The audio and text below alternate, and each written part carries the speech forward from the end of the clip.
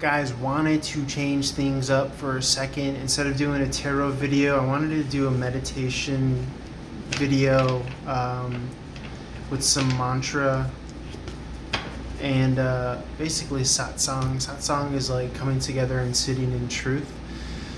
So I figure I could do that for about 10 minutes or until I get kind of antsy and squirrely, but maybe it'd be a nice little reset moment for us.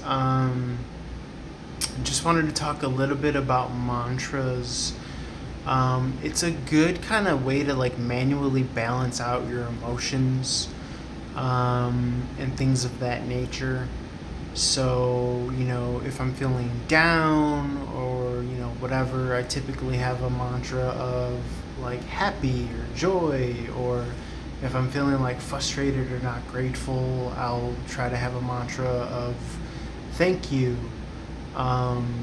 Or if there's fear or anxiety, maybe the mantra would be love.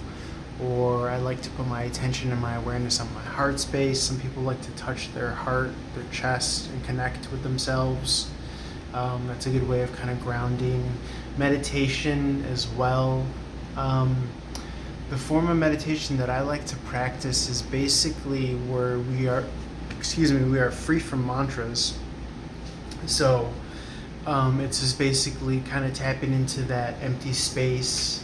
We have a wide array of names for it. Call it the void, call it the vacuum, call it source, call it God, call it the universe. It kind of all is that, call it the unknown. A lot of our days we spend running away from the unknown, but it's not us, our real true selves, that are running away from the quote unquote unknown. Oh yeah, we're jumping in the deep end, guys. So just under 2 minutes and we're jumping in the deep end. But it's really truly our kind of persona, our conditioned self, our personality, which a lot of people are under the mass hypnosis of thinking that that's who we are. So when you're talking about language is the number one corroborator of this kind of mass hypnosis. You look at basically all language has a form of the word I in reference to the self. So as soon as you get in that like little rat race, then you know that we're in the conceptual mind and we're not in the true absolute anymore.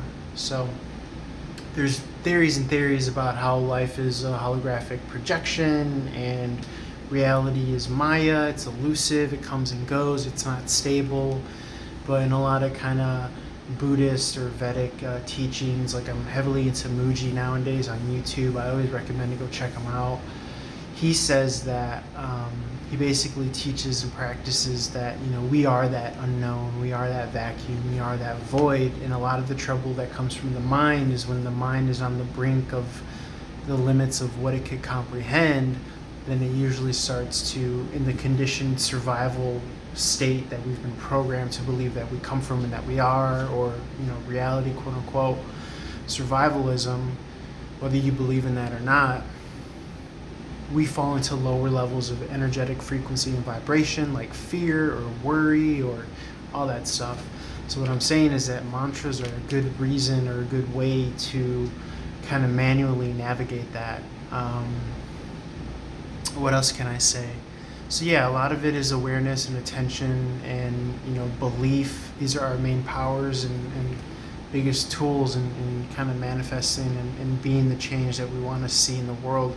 And it doesn't have to be this arduous, funless, task. It could be fun and exciting and happy and complete, but it's really kind of just like taking the dog leash and walking yourself as an adult into that kind of like realm. It's really kind of like watching what you consume as far as media and music. And typically when you're in a worried or questioning or doubtful or fearful space, it's because you've unconsciously, unknowingly absorbed some low frequencies, or something is triggered, if you want to get into psychology, like the childlike self. And so that's where our kind of blind spots rear their ugly face, and that's when our mind, our conscious adult self, or whatever age you are, starts to kind of freak out because it's one of our blind spots. So a good way to kind of handle that is to obviously calm yourself, self-soothe, meditate, ground yourself, maybe focus on your heart space, something of that source or nature, so you know that you're not alone. um, kind of literally and theoretically, um, but that we're always kind of connected to the divine. So, that's always there to tap into. Um, Furthermore, what else can I say? I could ramble on and on and on, but I guess we could do a little satsang. I believe it's Sanskrit for coming together in truth, sitting in truth. Um, and I'm not gonna lie, when I'm doing some of these videos, most of these videos, I kind of practice my little mantra that I hum in the back of my mind or whatever. It's a good way to anchor the self. But in any event, I guess the meditation that we could practice is like a satsang meditation where we're kind of just sitting empty, putting our thoughts to the side, putting our mantra to the side. If the thoughts come up, that's fine. You just don't have to investigate them. You don't have to log into them. You don't have to give it a narrative. Same thing with your emotional feeling state. Allow this an opportunity to feel what you're feeling. Let it come, let it go. You don't have to explain yourself. So we're just going to be sitting in silence for a little bit. Feel free to, join. Leave comments, like, share, follow, subscribe, and we shall begin. Get comfy, okay? I'm going to take a sip of my AHA. Not sponsored.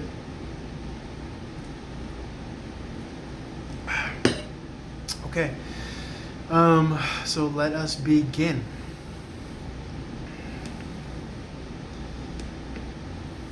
Ready? And then I guess we could sit for, the time doesn't matter, but when it feels right, we could, come out of it. Maybe like 5 or 10 minutes, and we'll see if it goes further. So I appreciate your time, and take this as an opportunity to just kind of sit in source. Put everything to the side, your thoughts, your feelings, the narrative, the worry.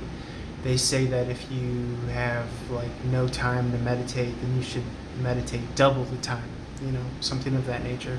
So where we're going right now in our meditation is we're going outside of space and time. We're tapping back into universal source. Excuse me, this typically even benefits you, because it allows your brain to kind of make connections and connectivity and figure the puzzle that is your life, while you're not consciously trying to solve it. So unconsciously, subconsciously, consciously, your brain is kind of formulating the next steps. Okay, there's intrinsic value in meditation in and of itself. You don't want to kind of get into the trap of thinking this is going to help improve me and I'm going to be better, and because ultimately life is a zero-sum game. There's no gain or loss. You could reach high water marks and goals and achievements. At the end of the day, life is just for fun, enjoyment, and happiness. Not to sound like glib or whatever, but there's some truth in that as well. So, okay, let's begin.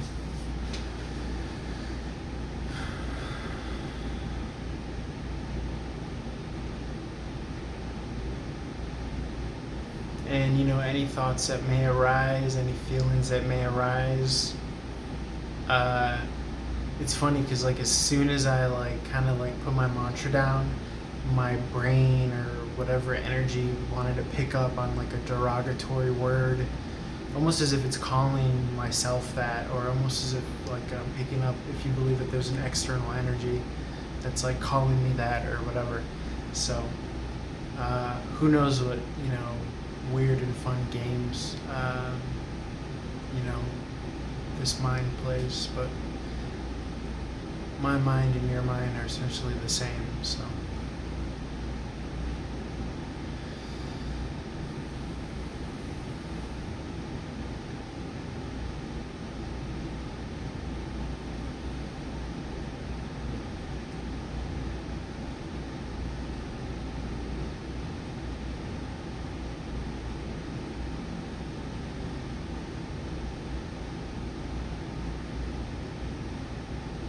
and even the concept of self that feels like it's attacked.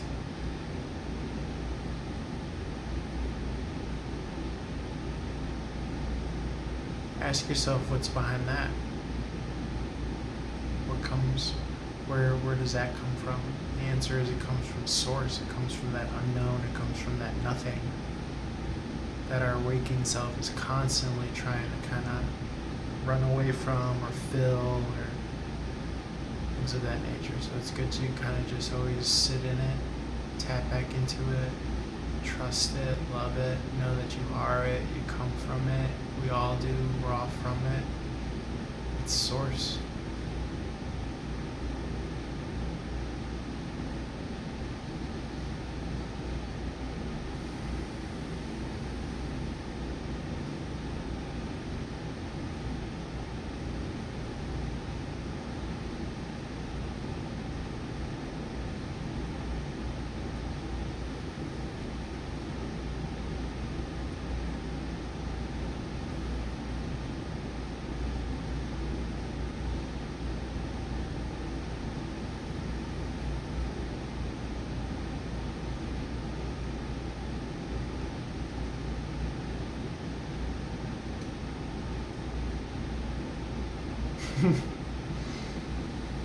Funny thoughts will arise, like go with it, man. Go with it.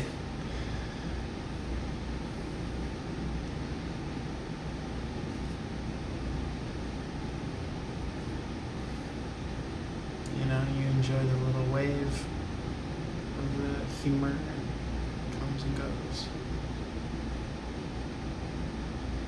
Likewise with any negative feelings or thoughts, they come and go. Allow it.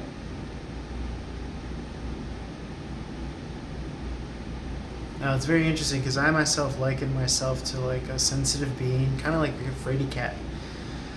I remember I saw a TikTok video where cat's owner was ironing their clothes and they hit the steam button on the iron and it went it popped out and the cat like jumped 10 feet in the air and it was freaked out. I feel like my nervous system is that kind of finely sensitively wired. That's why I started picking up mantras to kind of put like some sort of like reduction valve on that. I like to think that, and this is kind of silly, but this is like my little origin story for my concept of self and my explanation of what I think is going on with myself. But we used to kind of partake in hallucinogens back in the day in high school, probably at a very early young age, than appropriately, should be doing that stuff. But I feel that it kind of removed the veil or some sort of conditioning. And ever since then, I feel like I've been kind of like more sensitive. I feel like I've always been sensitive, but even probably more so. And so, needless to say, your being or your mind becomes open and susceptible to low frequencies, and maybe if you know them to be spiritual energetic attacks, whether we're all kind of in some sort of quantum energetic field, if that exists internally or externally, or if it's all just internal projections, is up for debate.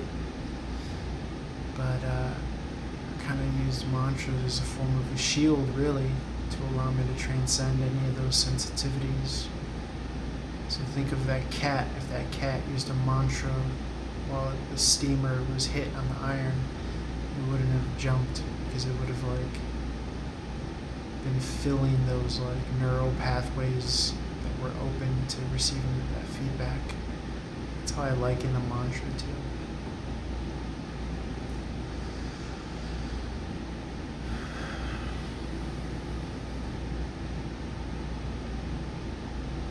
But nowadays, the game is you want to be able to live your life without the mantras too, almost. But there's this weird in between where you almost have to carry your energy, lest you kind of feel the awkwardness or the weirdness at face value. So I think, needless to say, most people have the mask of self or the conditioned self, and they're just running on momentum of their original who they think they are. That leaves a lot of way for kind of acting negatively.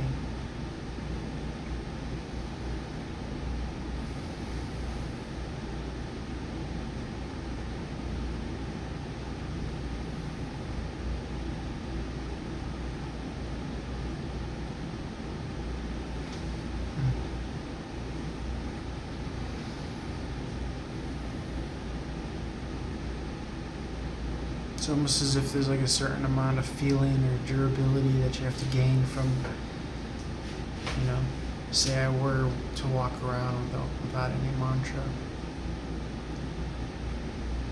Do the senses get hardened, or do you just develop a negative persona, an angry person, a bitter person, a scared person, and you just adapt that as your identity?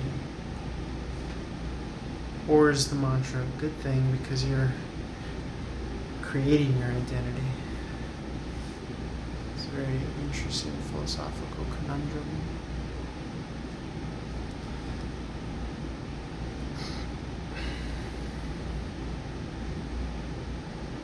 Would love to hear your comments as well below.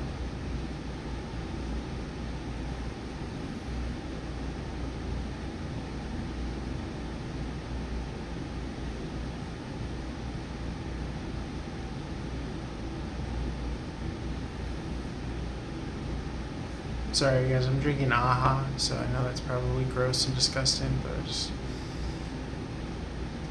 burp.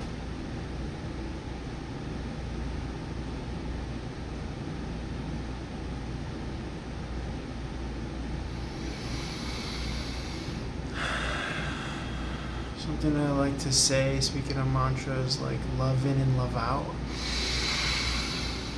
Or at least I could think that if I'm taking deep breaths.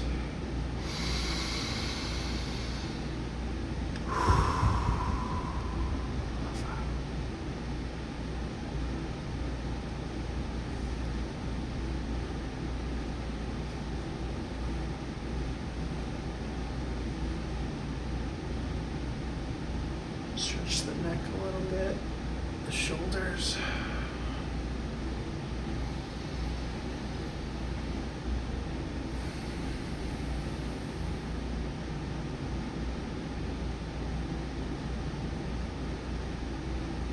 Obviously, you don't have to be watching the video. I recommend eyes closed. Not sure you want to stare at me fidget.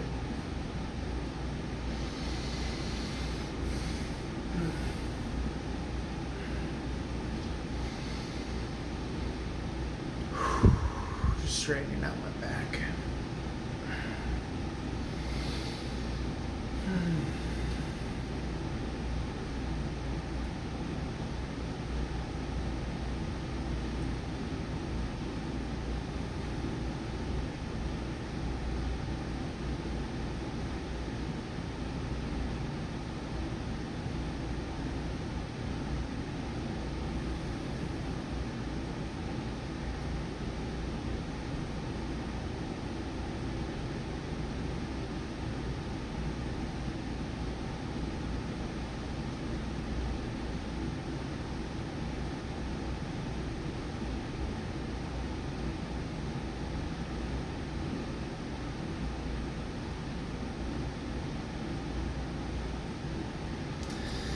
All the things that you gotta do, all your plans, all the time, just put it all to the side.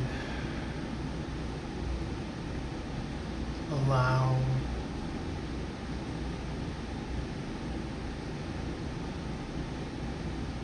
an organic clock to kick in.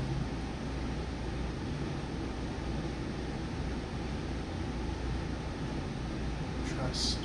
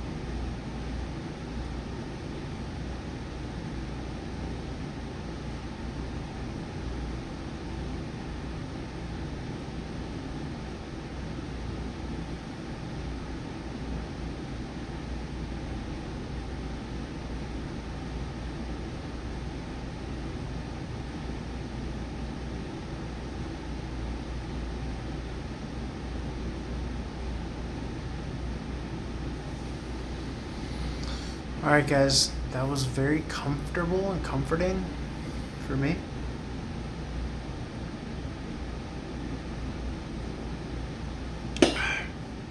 Hope that was peaceful and re-energizing to you. If you don't mind slowly coming back, or you could even put the video on pause and continue your meditation, of course. Just a little note on like psychic attacks, or if you feel like you hear negative thoughts and you feel like you're being attacked, you got to remind yourself that you're not the concept that is being attacked. So for instance, if like a thought calls you a bad name, or if someone in real life calls you a bad name, or like, you know, things like that, you're not their projection of who they think you are. You're not even the projection of who you think you are in your physical appearance, okay? Let alone your identity, or, you know what I'm saying? So it's like, you have to understand that existence is like an onion, and you have to peel back the layers of awareness and blind spots and ego conditioning and concept of self and I. And you have to realize that behind all that is just energy, pure awareness, okay? And there are levels of self-awareness and self-perception, where eventually all that there is at the end of that onion is that which can't be perceived. And so there is only the pure being. Okay? So, and that's kind of what you're tapping into when you meditate, is that pure being and pure existence. And the reason why it feels kind of refilling and refreshing and replenishing is because it takes no effort to be in that state of existence. You know, that's how sometimes you could go to sleep and still wake up tired and groggy, because it's like all the different, you know, conditioned thought clouds of who you think you are. All of that is energy that requires energy for you to uphold. So it's very beautiful and freeing and liberating to know the truth of who you are. And if we could kind of spread that awareness and raise the vibration so we're more gentle with ourselves and each other, then we'll live in paradise. But we kind of have to be the ones to like project that reality. And they say that we live in the age of Kali Yuga, and you know, this is like a fated event and cycle, and it's supposed to be however many thousands of years of darkness. And I say, fuck that shit. No, this is heaven on earth, right here and right now. Right? It's just a frequency to tune into. Okay? And I want to start doing this more and more. So if you made it this far, I love you and I appreciate you. And even if you haven't made it this far, I love you and I appreciate you. Leave a comment, and let's start practicing this daily even. Okay? I could upload meditation videos and all that good stuff. Alright guys, I love you. Peace, light, and love to you. We're the same. I'm here for you. Love you. Peace.